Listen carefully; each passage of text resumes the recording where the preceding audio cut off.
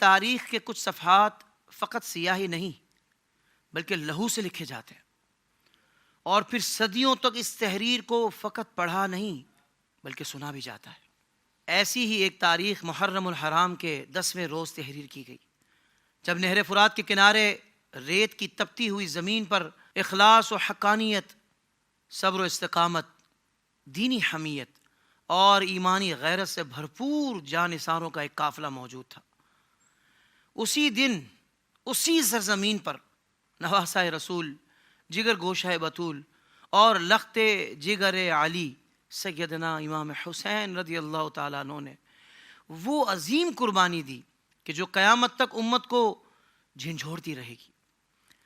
ناظرین، یہ واقعہ صرف ایک مظلوم کی شہادت کا تذکرہ نہیں بلکہ امت کے ضمیر کی آزمائش کا دن تھا۔ آپ نے اپنے لہو سے امت کو یہ پیغام دیا کہ دین صرف لفاظی سے نہیں بلکہ قربانیاں دینے سے باقی رہتا ہے۔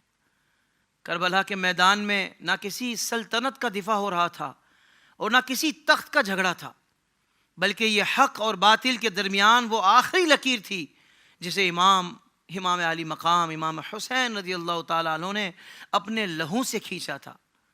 آپ کا صبر، استقامت، کردار اور زندگی کے آخری لمحات تک عبادت سے وابستگی یہ بتاتا ہے کہ شہادت فقط مر جانا نہیں بلکہ حق کے لیے جینا اور باطل کے سامنے ڈٹ جانا اور دین کی خاطر سب کچھ قربان کر دینے کا نام ہے۔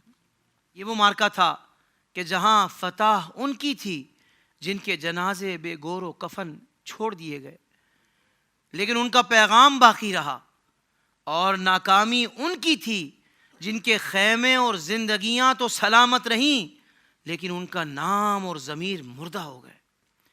یقیناً امام علی مقام اور آپ کے رفقا کی شہادت ایک ناقابل فراموش سانحہ ہے، لیکن یہاں ہمیں غور کرنا ہوگا کہ اس عظیم قربانی کے ساتھ جو عظیم پیغام موجود ہے، کیا ہم اسے بھول تو نہیں گئے؟ کیا ہم واقعی امام حسین رضی اللہ عنہ کے راستے کے وفادار ہیں؟ کہیں ایسا تو نہیں کہ ان کی قربانی کو صرف گریا و زاری میں سمیٹ کر ان کا سکھایا ہوا سبق بھول چکے ہیں؟ کیا ہم آج بھی اپنی زندگیوں میں حق کا علم بلند کرنے کو تیار ہیں، چاہے وہ ہمارے لیے نفع کا سبب بنے یا نقصان کا؟ تو آئیے شہادت حسین رضی اللہ عنہ کو صرف سوگ کا عنوان نہ بنائیں بلکہ عمل، اصلاح اور شعور کا دروازہ بنا کر اس سے پیغام حق کو سمجھیں۔ زندگی کے تمام شعبوں میں دینی رہنمائی حاصل کرنے اور آخرت کو بہتر کرنے کے لیے ہمارے YouTube channel Islamic digital studio کو سبسکرائب کر لیں اور بیل آئیکن بھی پریس کر لیں۔ قرآن سے بھی ملاتا ہے ہمارا